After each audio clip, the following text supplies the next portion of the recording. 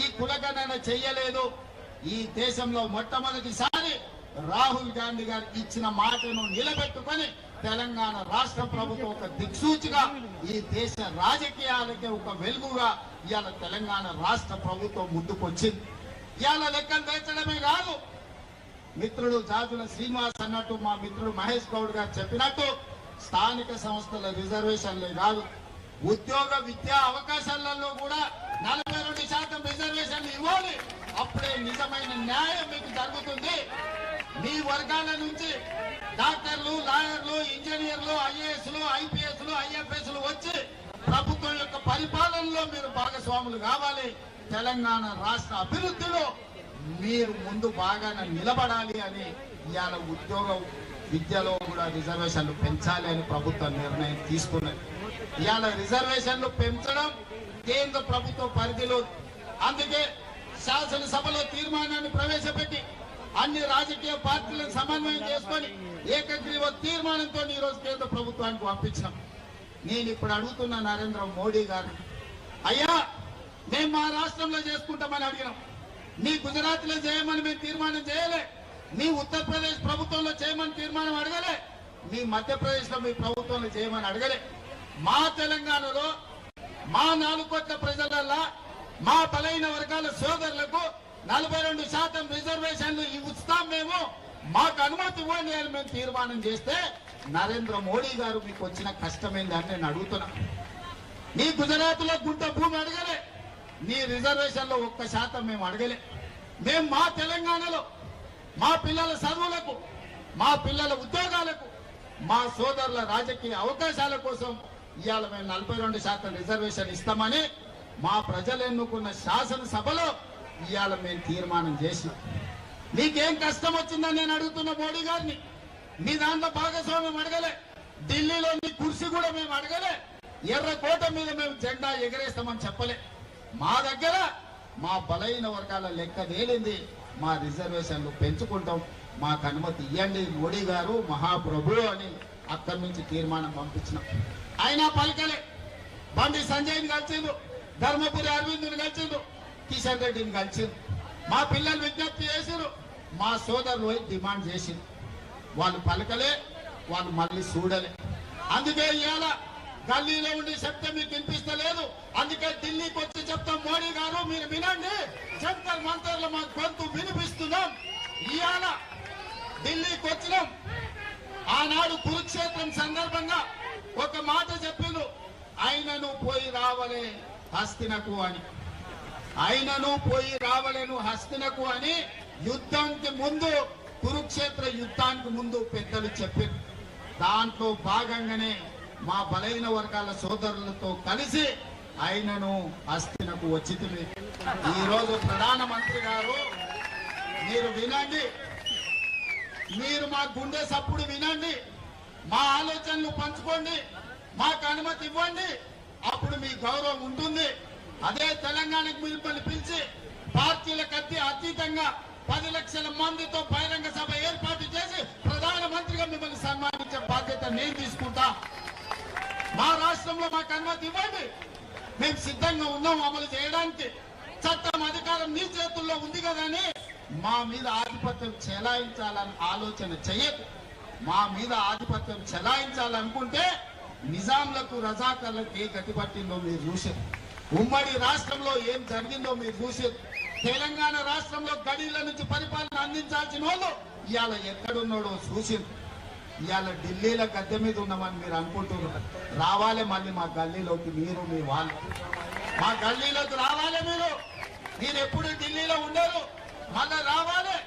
మళ్ళా వచ్చినప్పుడు మా చేతికి దొరుకుతారు. మీరేం మర్చిపోవద్దు. మా బలైన వర్గాల సోదరులు చిన్న సాయం చేస్తే కూడా జీవితాంతం గుర్తుపెట్టుకునే జాతులు. ఆకలి మీద వస్తే బుక్కలు పువ్వ పెట్టినా, ఎండన వస్తే గిలాస మంచినీళ్ళు ఇచ్చినా మా బలైన వర్గాలు జీవితకాలం గుర్తుపెట్టుకునే జాతులు ఇవి.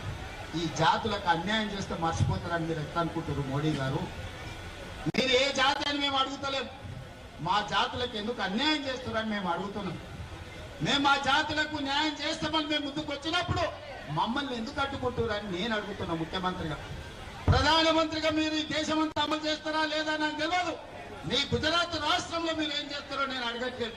నా తెలంగాణ రాష్ట్రంలో ముఖ్యమంత్రిగా శాసనసభలో ఏకగ్రీవంగా తీర్మానం చేసిన బలైన వర్గాల రిజర్వేషన్ లో 42% ఇవ్వడానికి మీకు వచ్చిన కష్టమేంది, గుజరాత్ కు వస్తున్న నష్టమేందని నేను మోడీ గారిని అడగదలుచుకున్నా.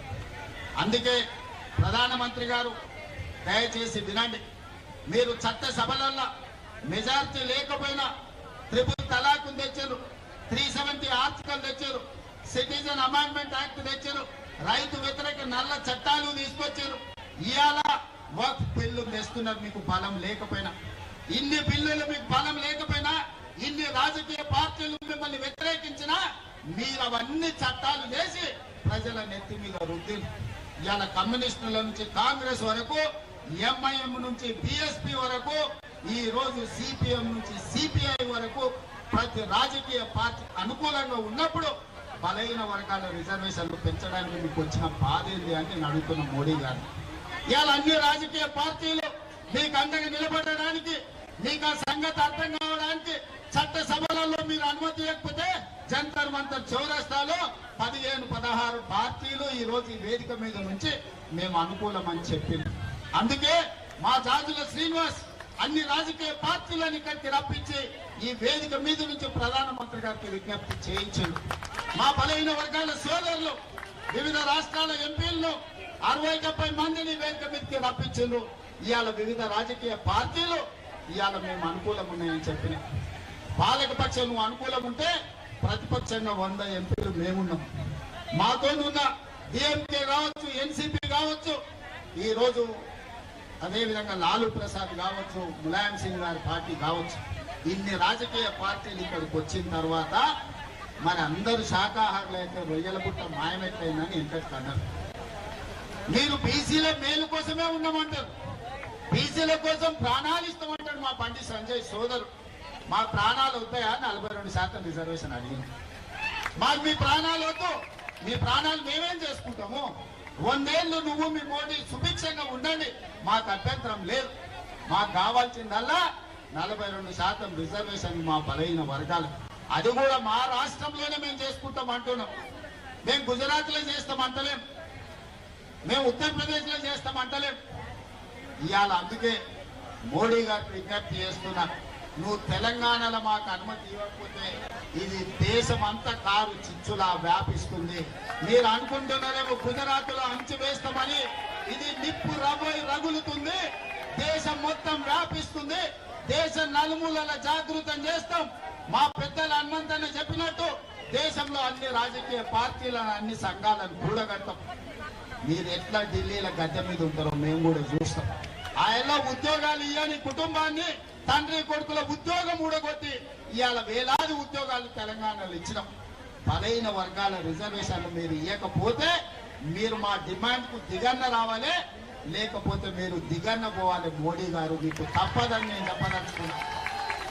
ఎక్కువ కాలం బీసీ ముసుగులో మీరు ప్రభుత్వాన్ని ఏలలేరు, మీరు గద్దె మీద కూర్చోలేరు.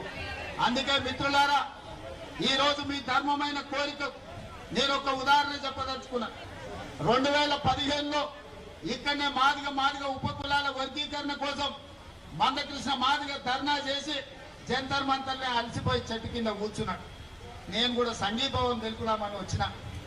అన్నా ఇన్ని చేసినా ఎవరు ఇంటలేరు, ఏం చేద్దామని నన్ను అడిగింది. మరి ఏం చేద్దామని అనుకు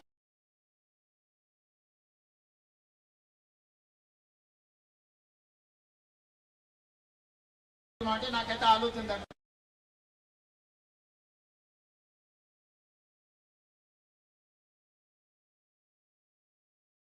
ఎట్లా అన్నాను, మీ ధర్మమైన కోరిక ధర్మయుద్ధం ప్రకటించని చెప్పి పరేడ్ గ్రౌండ్ లో మాదిగ ఉపకులాల ధర్మయుద్ధం ప్రకటించి విజయం సాధించిండు, లక్ష్యానికి చేరుకున్నాడు. ఇవాళ మా మిత్రులకు అందరికీ నేను ఒకటే మాట చెప్పదలుచుకున్నా. ఇవాళ చెబితే విన్నరా? సరే విననప్పుడు మన బలమేందో చూపించాలి. మన ధర్మమైన కోరిక కోసం మా బలైన వర్గాలు ధర్మ యుద్ధం ప్రకటించండి. మీకు అండగా నిలబడతా, మీకు తోడుగా ఉంటా.